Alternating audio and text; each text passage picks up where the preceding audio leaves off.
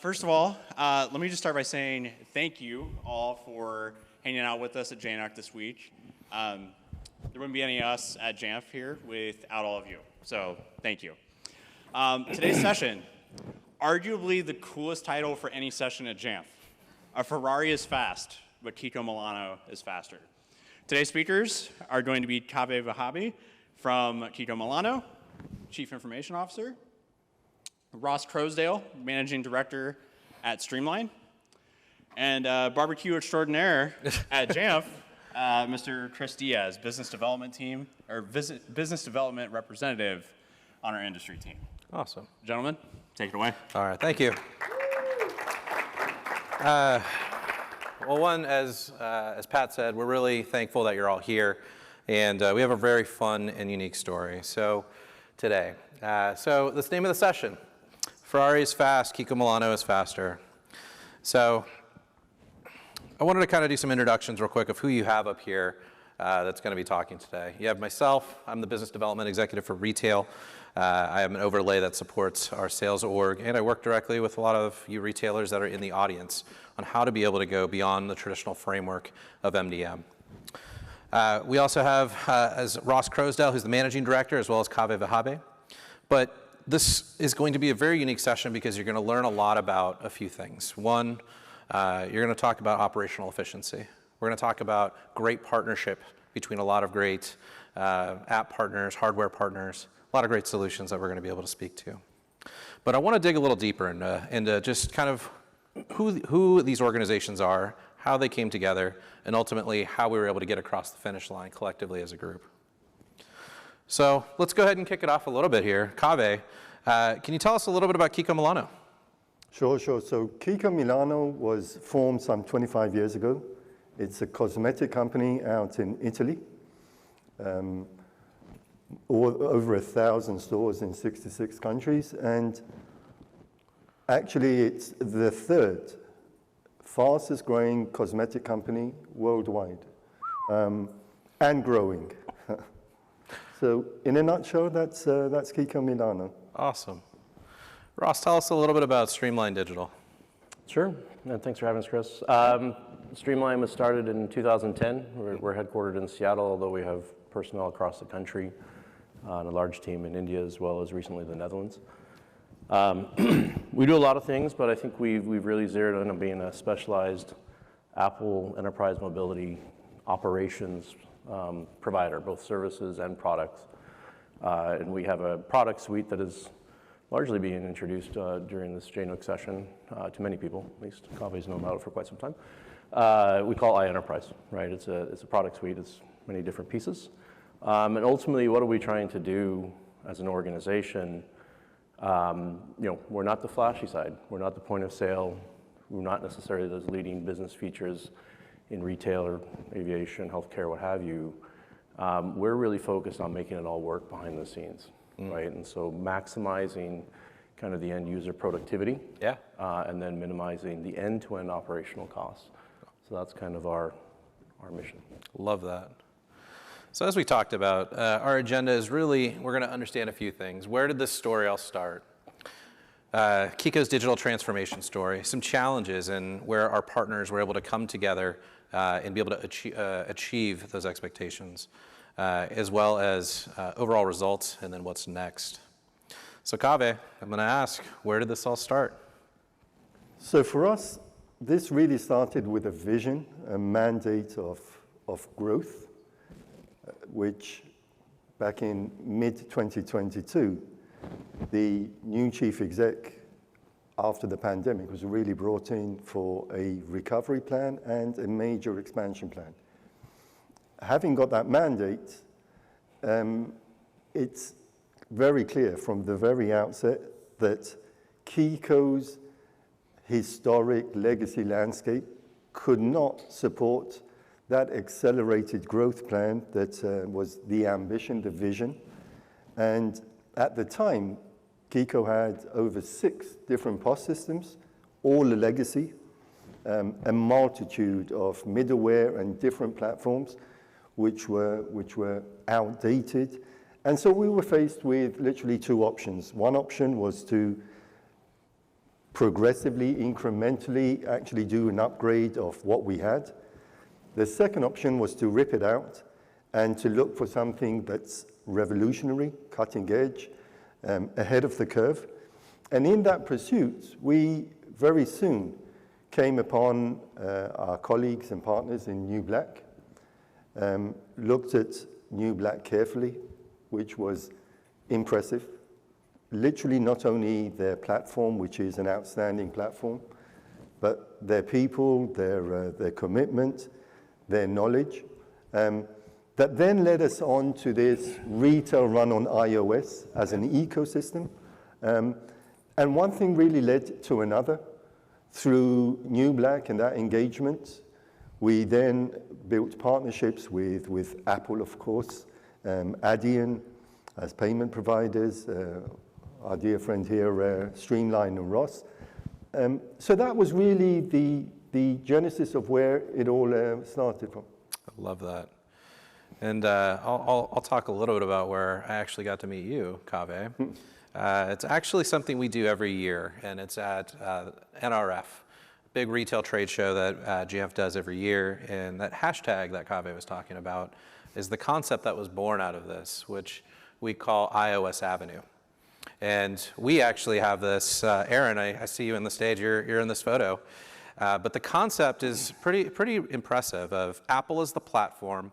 All of our friendly little solution partners that we have here are the end use case apps, and Jamf is that string that connects it all together.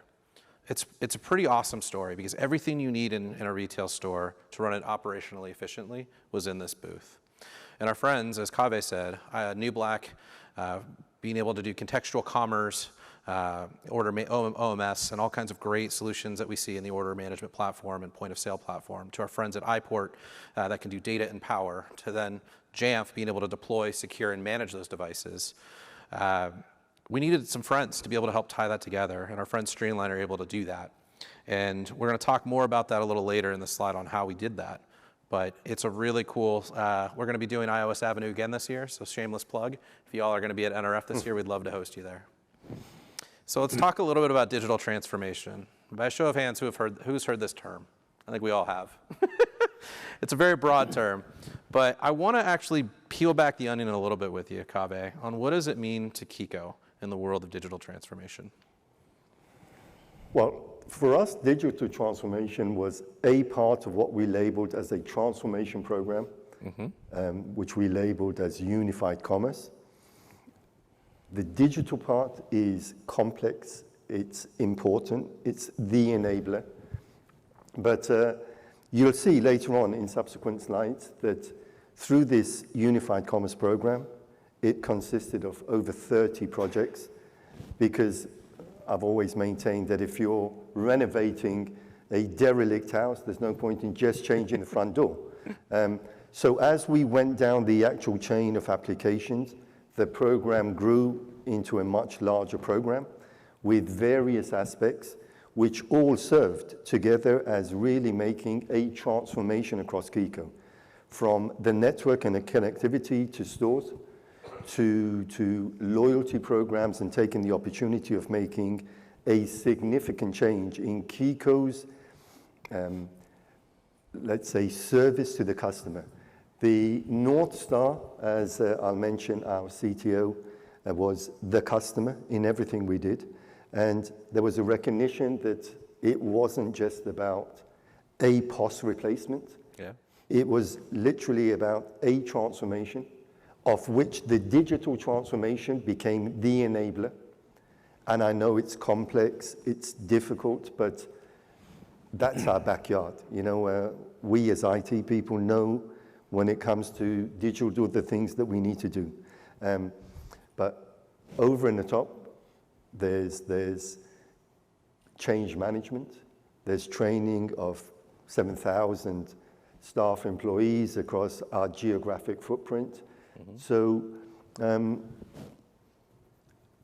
a program which I'd say, I'll come on to some of the aspects of the program a little later. Yeah, no, that's awesome. I think when you mentioned that, like Kiko's digital transformation project included not just one thing. I think oftentimes we may think about modern point of sale is like the main thing, or if it's training and development. You were mentioning quite a few things, and that's a lot of them, isn't it? Imagine trying to do this all at once, every single one of those things. Most of the time when people are trying to scale out some sort of deployment, it's we have a few devices, we have an app, we're going to push it.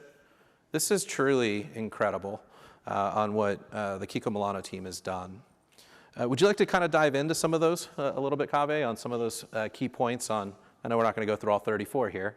We could save those questions for after the session.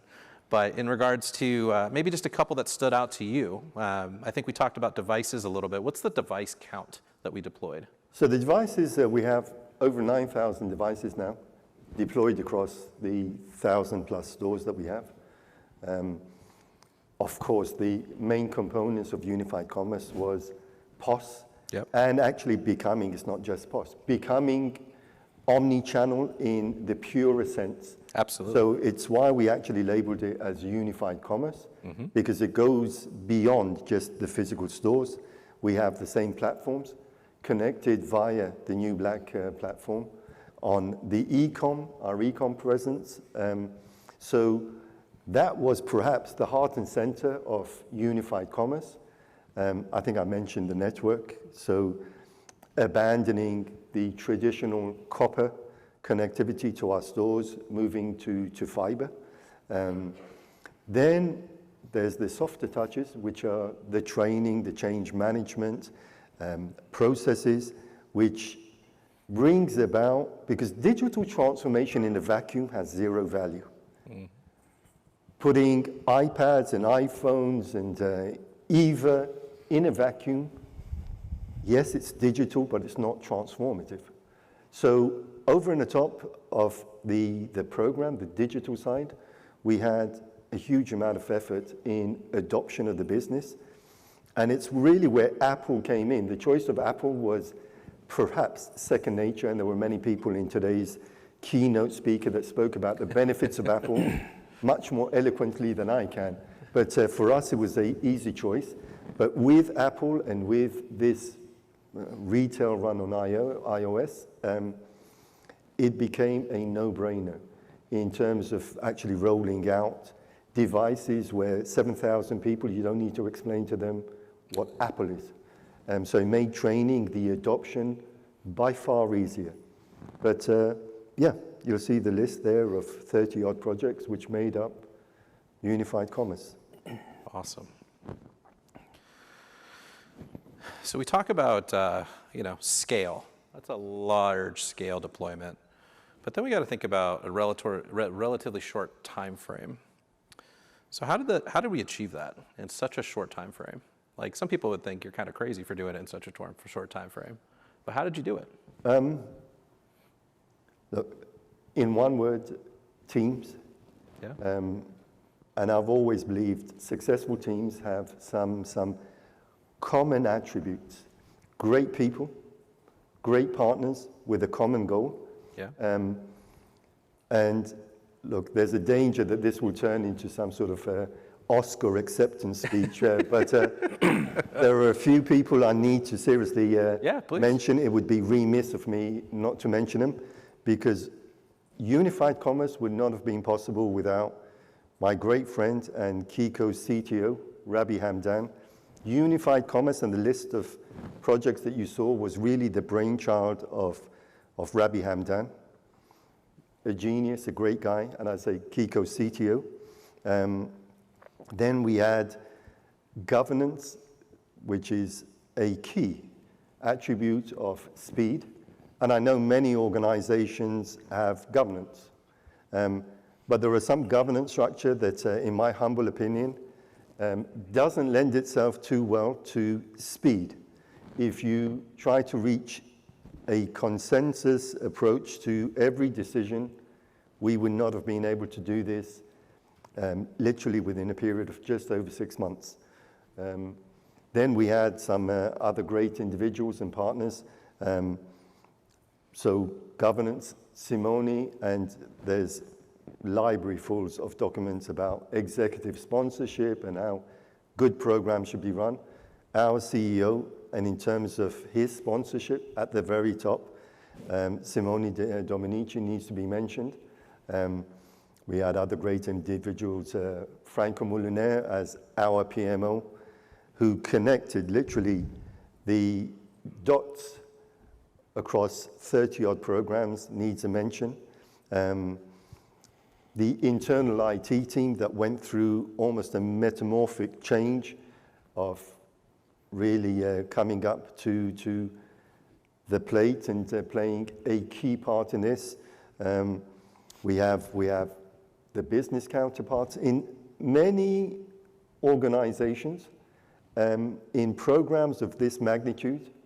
Actually, you get business partners who are shuffling to be at the back of the queue. Nobody wants to go first. I have to say, in Kiko here, it was the polar opposite.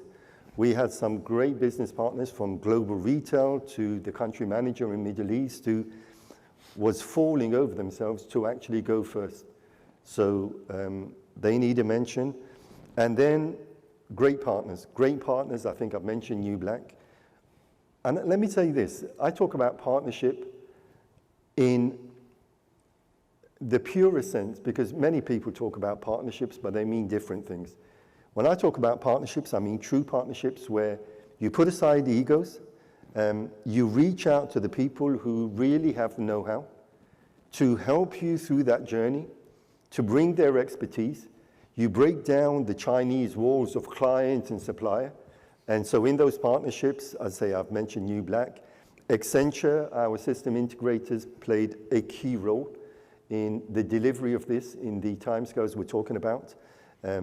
Adyen, IPort, and Streamline, I'm sure Ross will elaborate on how exactly we rolled out 9,000 devices across 1,000 stores in a very short period of time.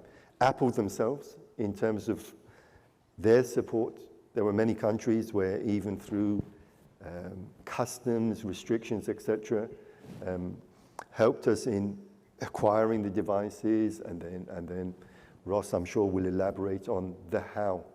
It was deployed, provisioned, deployed, and then remotely managed.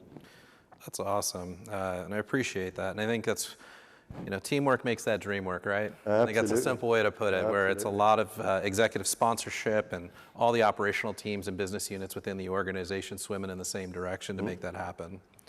So thank you for sharing that, Kaveh. Every deployment has its challenges, though, right? Can we all agree to that out here in the audience? Yeah, I got some fist bumps out here. It's not all pom-poms and confetti, I promise, because there's a lot of things that we've learned, and our partners here have actually, the Streamline team and Ross have really done some great work that have gone beyond the traditional framework of what Jamf has done. And as much as we love Jamf, we have a really robust API. But before I jump into that, Ross, tell me about general store technology challenges you've seen in the industry. Sure. And just to add to the breadth of the rollout, in my prior life, I did over a decade in one of our big four consulting firms, right? That's typically a 2 to 3 year program. It wasn't until we were preparing for this event that I took a step back and actually looked at the magnitude of what we've done. I said, wow. Our piece was one or two of those 34 items that are up there. And obviously here at a Jamf event, we were talking about kind of the store technology and where Jamf fits in with that. So, but before we get into kind of the details, I think we have maybe a different approach at Streamline. And as I said at the beginning, right, we're services and product company, right? I mean, we've really zeroed in on the Apple Enterprise Mobility operations space.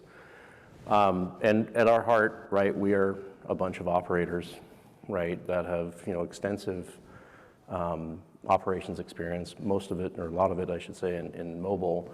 And we say we have a lot of scar tissue is generally how we refer to it, right? And what we've done is created our philosophy and different frameworks, and ultimately our enterprise product is how we take all of that operational scar tissue and productize it, right? Really to make our lives easier, right? From an operational perspective, but as I mentioned in the beginning, also maximize that user productivity, keep them on the floor selling in a retail environment, keep them on the floor in a hospital environment doing patient care, right? Instead of dealing with IT issues, right? And ultimately, yes, bring down the operating expense end to end. And so we have a philosophy of what we call mobile ecosystem management, where we, maybe a little control freak type thing, right, is we really try to control the entire environment from the onset, right, from a device provisioning and maintaining that all the way through, including, when we actually get it into the stores, the support teams, building tool sets and governance and best practices, even around application development, because this is a user conference, so I'm sure many of you are familiar. The problem isn't always just one thing, right? And it's the interaction of multiple. And so in our ecosystem approach, we are building different capabilities to service each area. So I think, what have I written here? It's very small font. Okay. Yeah, so I think we can go to the next piece here, right? There we go. And this is just a diagram, right, we use internally, right? And it kind of represents everything, how we operate, right? And it's a user-centric operations model, right? User obsession, focused on the user, because in the end, that's all that matters, right? And when we describe kind of the iEnterprise tools and the capabilities we put down to help Kiko, right, and help accelerate and move at the velocity that we needed to, and all the transformation, right, everything kind of fits into this model, right? For example, service desk, right, is part of this. The service desk partner that Kiko uses, right, it was a complete revamp of their knowledge base. Hadn't worked with mobile, certainly hadn't worked with Apple Enterprise Mobility previously, and part of our job was to make sure that happened seamlessly, right, through tools and process that we talked a little about earlier. And I think just kind of our model, I mean, many of you are probably saying, hey, yeah, well, that makes sense. Everybody's familiar kind of to the right, tier 1 service desk, right? Tier 2, kind of the elevated support levels, and then you get into more of closer to dev, right? And every single section, every movement you make to the right, you're driving up the operating expense and you're impacting the user more, right? You have a service desk call, you've got a service desk agent on one end, you've got a store agent on the other end in Kiko's example, right? Not on the floor selling, costing money, right? And we have our approach is, as I said, maybe a little bit different, is if you have a service desk call, we always say you failed 4 times already, right? And it's basically those 4 components to the left. And we drive processes and tools, et cetera, from the onset, as I mentioned, right? From a development team perspective, into how we're introducing technologies into the ecosystem. And then even into the tier -1, we call it, which is kind of a self-detect, self-heal. And then ultimately, how do you enable the user, right? Because there's certain things that only a user can do. Great example is a device is offline. Programmatically, that's not something necessarily we can take care of, right? But we can detect it. We can notify the user through our tool sets. You need to go find this device today. Turn it on, connect it so we can see it, or lost, stolen, RMA it, whatever those actions are. And so everything that we do kind of fits into one of these different capabilities, right? So Awesome. if it was too long-winded, but. No, it was very detailed. I appreciate And it. I'll just get it out of the way. I know it's a bad day to wear my bright blue watermelon socks. So anyway, Right on. wrong choice this morning. So we continue to go through the concept of challenges. We have our partners, New Black, IPort, Jamf, and Streamline that were in here. And there's some really cool things that the Streamline team built. And I want to have Ross elaborate a little bit more on this. And I think he kind of touched on it briefly, from being able to allow stores to be able to self-resolve. If you can give that time back to your IT teams to work on other operational things. By show of hands here, how many of you have taken an IT ticket call where someone's like, I've tried restarting the iPad, and they didn't actually do it? Yeah, it's a real thing. How many of you have had somebody that's like, it's the iPad's not doing this thing, but in reality, it's not the iPad. It's something associated with the network, and you have to reach out to another team. as a former manager in retail, these were the things that we would always work through. And poor me, I would have to leave the floor, and my staff wasn't supported. And so being able to have the tools to allow people to get back to the work that they can only do and make sure that the piece of technology isn't a hindrance. It's something that's actually progressing them forward in their role because it's working and they don't have to worry about it, right? So Ross, let's talk a little bit about some of these. So we talked a little bit about how an end user is able to, self-heal. Like, how is that done? Like, how do we do that? What's the app? We'll have some screenshots coming up here, but let's talk a little bit more about like your thought process and leveraging Jamf API to be able to pull some of that data. Sure. Yeah, and I mean, I can go in sequence. I think kind of the challenges that we faced, right? And ultimately, we knew that if we had material issues in the stores as the rollout was happening, it was going to stop, right? And so I think, a lot of what we were doing was that issue avoidance. So ultimately, our products are built, they're almost like a telemetry hub, right? But it's what we do with all that telemetry afterwards, and the Jamf APIs are exceptional from what we found, right? That's out there, and just best-in-class product, right? But we also integrate not just with the MDM, but with the applications, with the printers, with the IoT devices in the store, with the payment devices. I'm not sure if I missed any in there, but basically everything we can get our hands on. And then with all of that telemetry, we turn it into health algorithms or different actions that we can take. And so as the rollout progressed, it's a very common problem, especially when you're doing a multinational rollout, that the service providers and third-party providers that are doing the provisioning and kitting of devices and the installations in the stores, we know that's a common source of issues, right? We know that if that goes unaddressed, that ultimately the store is going to be impacted and we'll probably slow down a rollout, right, or stop potentially. So part of our tool set that we provided to the third parties, VARs as we call them, value-added resellers, but the hardware logistics providers, was tool sets so they couldn't make a mistake on the provisioning, right? All bolted on using Jamf APIs. And so great, we get it out of the facility and it gets to the stores. Well, this was not just an unpack a box and just open it up and everything just magically works. This was folks going in with all sorts of tools and taking counters apart and doing all sorts of things. And what we found is, often, especially in regions that aren't necessarily supported by some of the third parties, right, you're going to get subcontracting, right, and you get all sorts of different levels of quality. And that was leading to issues. So we have an application that we have in the App Store we call iElevate. And basically, all of the 8 to 10 iPhones and iPads that would be in a store would all have this device on, and the store technicians, when they could actually got into the store, using all kind of the telemetry and the integration that we discussed, right, would basically give them a green light on everything and they could leave the store or not, right? And then ultimately you can have the sign off by a store manager, delegate of sorts as well. What's great about that is the amount of service vendors that come into stores to do work, and they've said they've integrated or installed something, they leave, and then it's not done correctly. Yeah. So you think about the operational cost something like that fixes I wish I had something like that back in the day.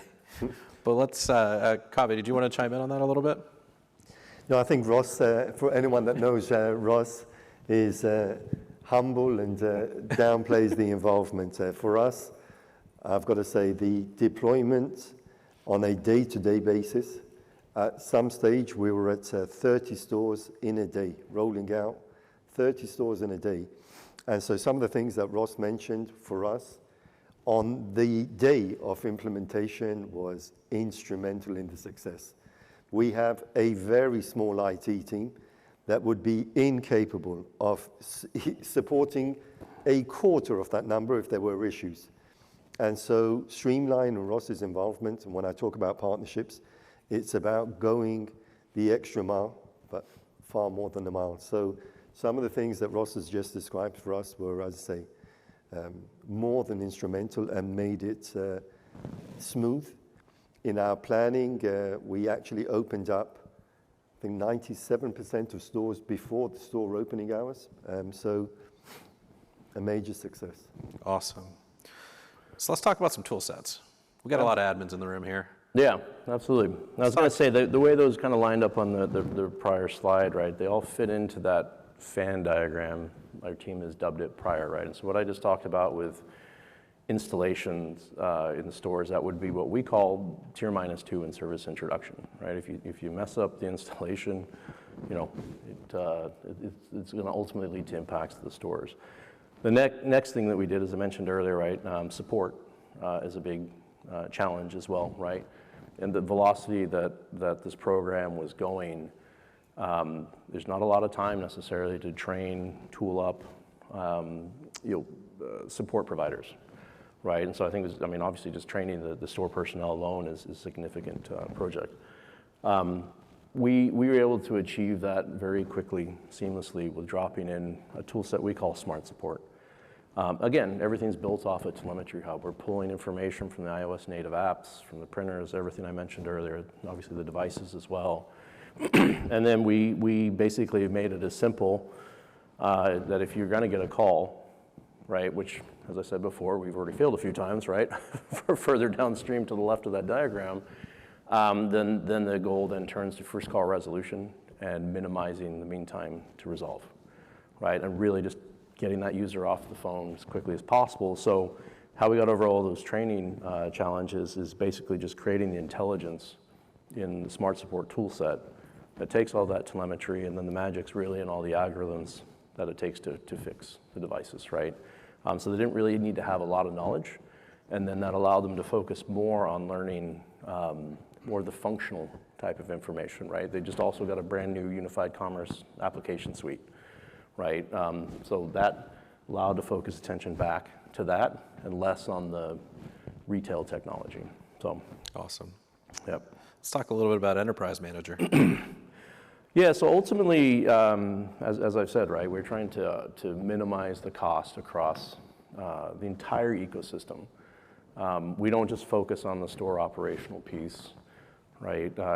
We want to control it from the beginning, right, and make sure that we're not injecting issues into the stores ultimately. And so Enterprise Manager is really just gives a view of the entire fleet, right? So there's kind of the CIO level view, which I think is on the screen, but we drill all the way down into the individual devices as needed. And one of the things that we're excited about, and we'll get into some of the native apps, or the native app that we put onto the devices for store operations. And it's got a bunch of business capabilities I'll talk to on the next screen. One of the coolest things, though, in my geeky mind, is all of the iOS native telemetry that we're pulling off of those devices, right? Things that we can't get anywhere else, right? We're trying to get as close to the user as possible, right? So we can tell if the device is having connectivity type of issues. We also integrate with the networks, Meraki and the Kiko model, but it doesn't necessarily mean that the device is actually able to connect, right? And it helps us a lot in terms of the automation that we build from a health perspective. Common one, right, is people like to flip to the wrong SSID, simple things like that, right? And you can't connect to internal endpoints, so we just programmatically fix that, and we get that out of the native telemetry. But we do a lot of telemetry coming through for the automation, but then also if you are a tier 3, tier 2 user, now you have at your fingertips a lot more information to speed up the resolution. And again, the goal is minimize that mean time to resolution. Awesome. So there's a lot in there. It's all built into the same kind of web framework and is permission controlled by AD groups. But. And then we'll talk a little bit about Site Manager, and I just want to kind of, before I start, have you jump in on Site Manager. Yeah. This is a cool tool. I'm just going to say that. For those that have worked in retail as a leader or has been in operations, and being able to take a device and see the health of your entire store. Oftentimes, I did mention that a little earlier, of having to get on the phone or have to leave the floor to go figure out what's going on with tickets on my resolution in my email, and now I'm not an engaged leader on the floor, and then my staff still needs support. This was again a really cool tool that I wish existed back when I was working in stores, because it allowed me to lead from the front. It allowed me to not worry about the technology, and it would have allowed me to have a streamline, no pun intended, approach to being able to get resolution solved. And so, Ross, do you want to chime in a little bit about what everyone's seeing here on the screen on the health of the store? So kind of tying it back to that user-centric operations model again, right? Now we're in the middle, tier 0, the user, right? Was my pessimistic way of describing it. We've failed to prevent it in three layers to the left, right? And it's not always possible. I gave an example earlier about offline device. There's not really anything programmatic we can do other than facilitate notifying the user, go find this device. What this is that tier 0 tool set. And so it's providing stores, but again, it could be healthcare, aviation, it's really industry agnostic. Stores in this case, right, here's the health of my fleet, right? And the approach that we've taken and what's shown on the screen here is anything the user in the store can touch, right? We don't want them touching switches and access points and those types of things, right? But they can touch the printers, they can see it, they can touch the devices, I'm not sure what else is up there, payment devices. And it's providing health and just a very simple, hey, you need to take action here. And then on the bottom left is these are the actions that are sent typically daily, right, for store manager, store delegate. You need to do these things, right? Outside of Kiko, right, we work in a high fraud type environment, right? And offline devices is a risk. Where are they, right? And so this kind of information, however you want to configure, if it's a day, 3 days, whatever kind of your cybersecurity policy is, for example, is the threshold of this needs to be found, right? File the lost stolen ticket, RMA, what have you. Whatever those different actions are, on the bottom right is notification. So through the admin UI you just saw in the previous screen on the left side, there's a notifications admin. You can send messages to the entire enterprise down to a single device, district, region, however you break up your location hierarchy. And then ultimately, if you can't resolve it, it integrates directly into the ticketing system. ServiceNow is how we've set it up for Kiko, but just pre-populates the tickets and sends it to ServiceNow in this instance. You can view the tickets, et cetera, for your store, for your user, what have you. There's all sorts of pieces in there. Reporting, it depends. In the new block model, who's a close partner of us, we don't turn on reporting because they have all sorts of store operations, reporting, sales, et cetera. But things like the bottom left here is one of the new capabilities of check-in, check-out of a device. That is kind of a device level report type activity, right, that we do include. And again, this is the app that we use to pull a lot of telemetry off of the devices.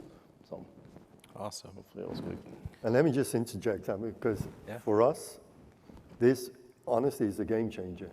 The ability of a young girl in a store, non-technical, to be able to have an app that gives them all the information. It's almost self-help.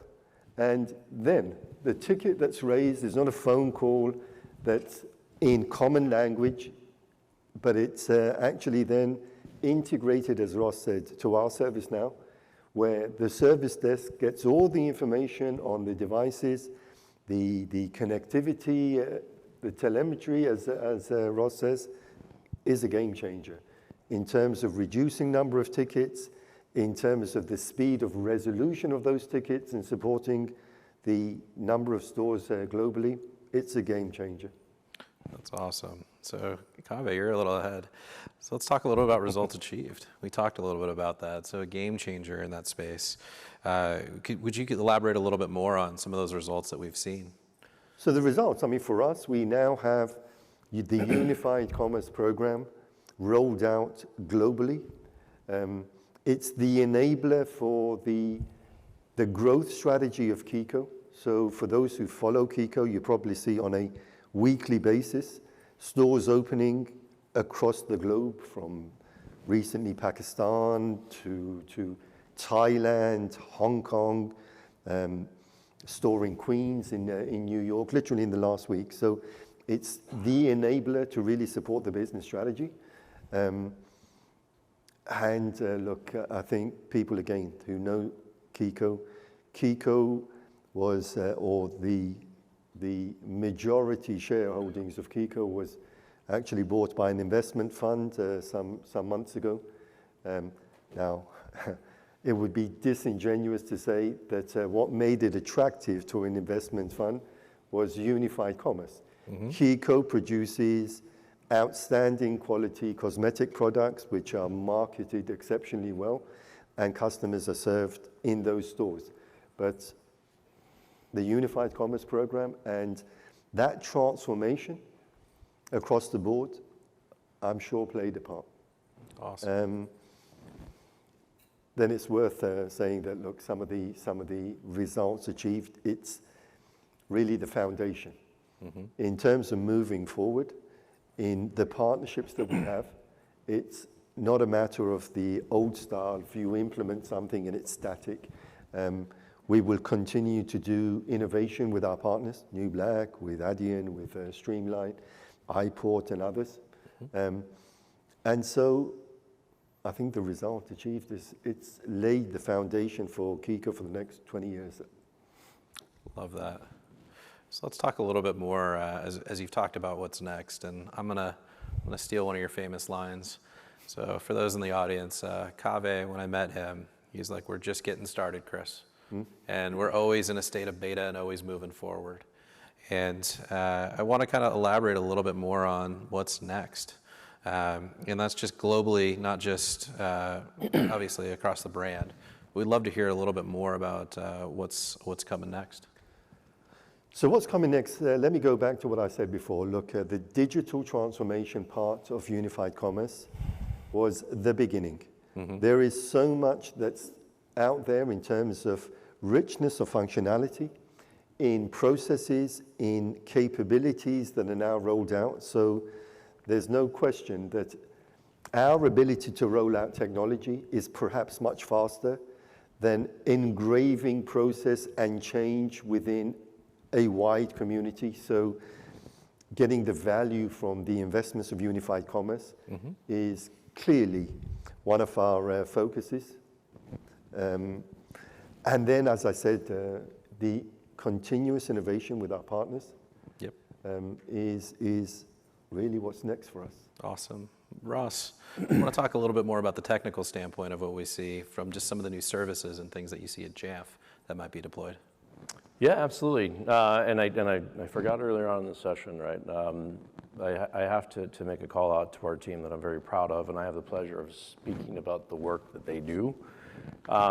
But to Justin Wagbo, Michael Kennett, Chelsea Fleming, Samana Anna Peretti, and many more behind the scenes. But I just want to make that clear, like, hey, totally these guys are doing the work. I get to talk about it, and that's fun. But yeah, I think, so what's next, right? I think there's an iMac rollout. So that's something that we talked with Kaveh on, that replacing the Windows back office machines with iMacs, which great, fantastic, but also opens up other capabilities in our iEnterprise kind of ecosystem, right? From an automation, actually even security capabilities, right? Allow us to lock down the store even more, because we'll have a disaster recovery solution off the Mac. But also, I think as we're changing the security profile there, you know, just currently implementing Jamf setup and reset for multi-use case devices, which is a fantastic tool set. Yeah, and I think there's a fair amount of expansion planned in the future here for the Kiko team. Awesome. Well, with that, we just want to say thank you to everybody here listening to the session. We want to save Q&A for after. We got about 30 seconds left before the session's done. If you want to get hands-on, I know we just saw a lot of images up here on here. The Streamline team has full live demos of everything that you saw on here. And I just, again, thank you all for taking the time today to listen to this story. Thank you, and have a good rest of your day. Thanks, everyone.